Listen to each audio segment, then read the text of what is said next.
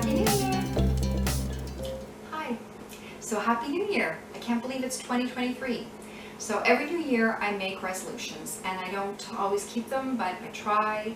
So I thought this year I'll make some New Year's resolutions because this is a very bleak time of year. It's very dark and gloomy and rainy. It's always a little bit of a downer when Christmas is over. So what I try to do is I make New Year's resolutions. That gives me something else to look forward to and goals to work towards. So these are my New Year's resolutions. So my number one resolution, it's not really a resolution because it's not new, it's ongoing. I want to stay safe, stay home and stay safe like we've been doing. I will continue to do that. It seems like the rest of the world, even China now, wants to let it rip. I mean, they literally went from lockdown to let it rip. But Michelle and I are staying safe. We're staying home. We don't go out. Everyone else acts like the pandemic is over. It couldn't be further from the truth. The hospitalizations and deaths in 2022 were higher than 2020 or 2021. Like, this is the worst it's been. And now there's a new variant, XBB.1.5, that's taking over in the US, and it's probably going to become the dominant strain or variant or subvariant. And they're still not giving it a Greek letter. Like, it's different enough, it's evolved enough that you could give it a new name, like, I don't know, Pi or something, but no, everything's just still a subvariant of Omicron, even though it's gotten worse. Some people are calling it the Kraken. It's really bad. Like, this is a monster. It is more transmissible, more immune evasive. The vaccines don't work. Like, you do not want this. Doesn't show up in tests. Like, you could test negative and you still have, so yeah, no. So we're staying safe. If I do go out just to get the mail, I wear a mask. I wear an N95 mask. So please bring back masks, mandate masks, wear a mask. I mean, sometimes they'll recommend wearing masks now, or they recommend wearing masks indoors, but they're leaving it up to personal responsibility, which most people are irresponsible and just follow the crowd. So anyway, we stay home and stay safe. So that's not really a resolution because we're already doing that. We're just going to continue doing that. So, number 2, be healthy, get fit. Now, last year, my resolution was to lose weight, and I wanted to lose 35 pounds. I lost 20 pounds, which was good. I actually got down to a healthy weight. Unfortunately, I plateaued there.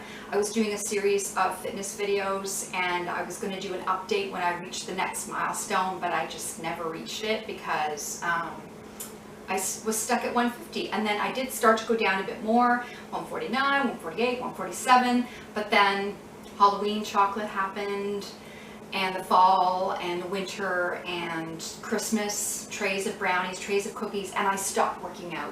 Like, it happens every winter. Like, I'll get motivated to work out, and I was doing so well last year. I did Jillian Michaels, I did Tabata, all kinds of workouts. But then in the winter, like, it's just so dark and depressing and gloomy, and you just want to hibernate, right? So you just want to be cozy and comfy and sit around and eat cookies, and you don't feel like working out. So yeah, I gained 10 of that back, and that sucks.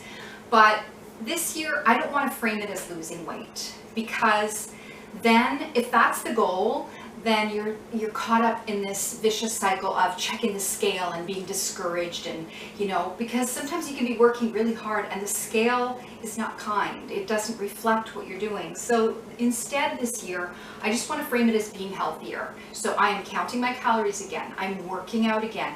I'm not going to be doing the hardcore workouts. I just don't have that in me anymore, but I'll be using the stepper. I'll do my Tabata. I'll do yoga, and I've got a pedometer, and I'm going to try to do 10,000 steps at least a couple of times a week. So just, basic working out, keeping active, and also watching my diet, eating healthier, cutting out junk food. So if you frame it as being healthier, then losing weight is just a byproduct, right? Like, that's just a bonus. I mean, if I'm doing all these things, I will lose weight eventually, but I'm not going to make that my goal, and I'm not going to be obsessively checking the scale. I am just going to be healthier because, yeah, in the winter, I let myself go again. But yeah, so I'm going to be healthier and get fit, and I may do some more fitness videos and an update and do more about that. Number 3, save money. Now, this is harder than ever, of course, because with inflation, everything's more expensive. So it's really hard to make ends meet. I mean, the interest rates went up. I have a variable rate mortgage. Yeah, thanks Bank of Canada, that's really helpful. Added years onto my mortgage. So yeah, that's brutal. And everything is more expensive. So groceries, everything costs more. So now I've got to be really careful with budgeting and watch that I don't get carried away. I mean, last year, one of my goals was stop spending so much money online. But really, I don't go to stores anymore. Like, we don't leave the house at all. So I have to order anything that we need. I have to order it online. So now I'm just trying to limit it to necessities. I mean, yeah, I got a little carried away at Christmas for Michelle. I did, because it's easy to buy for her because she's an angel and I just want to make her happy. But I tried to save money where I could and do things like cashing in points. Like some of my credit cards, I accumulate points and then you can use that for free stuff. So, you know, I can get free stuff at like Shoppers Drug Mart and stuff. So doing what I can that way. I'm going to try to limit frivolous spending because there's nothing left. Like, by the time I pay the bills, pay the mortgage and the bills and buy groceries, there isn't anything left, because, you know, my income's not going up and all the expenses are going up with inflation. So it's really hard. So yeah, I got to be more careful and try to save money any way that I can, at least by staying home and staying safe. We're also saving money because we used to go out and get fast food. Like, we'd go to the drive-thru once a week. I used to order pizzas. Michelle doesn't even want, ever since monkeypox, because she heard that it's airborne and surface, she doesn't want fast food. She doesn't want things delivered. So we don't even order pizza anymore. And that was like $50. That was a lot. We used to go to the movies back in the before time. That was like $50 a pop. So at least I'm saving money on entertainment, saving money on gas because I don't drive. So, I mean, it was like $50 to fill the tank. It's probably $100 now. Like, I haven't even bought gas lately because we don't go out. So at least I'm saving money there. But yeah, it's really, money's really tight. Like, inflation is ridiculous. And they keep raising the interest rates. I don't know how they think that's helping anyone. Like, you're just financially ruining everyone. You're going to put us into a depression, a recession or a depression. But anyways, whatever. I control what I can. Can't control what they're doing out there. I have to control what I do here. Number 4, organize. I really need to keep things more organized and tidy. Now, I used to only tidy the house if someone was coming over. And now, frankly, nobody comes over because we don't invite anyone. Like, we didn't even see family for Christmas. We do not see anyone because everyone else, including family and former friends, everyone wants to let it rip. They're all just pretending this is hunky-dory and going to super spreader events. And on New Year's Eve, Michelle and I watched the ball drop in New York City, and I was like, oh my God, how many people are going to wind up with COVID, with long COVID? How many people are going to, you know, end up in sudden deaths or organ damage, immune dysregulation, because nobody was masked? Like, I don't know, I counted maybe 5 people out of a crowd of thousands that were masked. It's crazy, because of course the cautious people wouldn't be there. The cautious people like us stay home. So yeah, it's crazy. Everyone is just letting it rip. Even China now, and they were careful for so long. They held out. They were on lockdown for years. Now even they, because the people were protesting, so they're like, yeah, okay, fine, let it rip.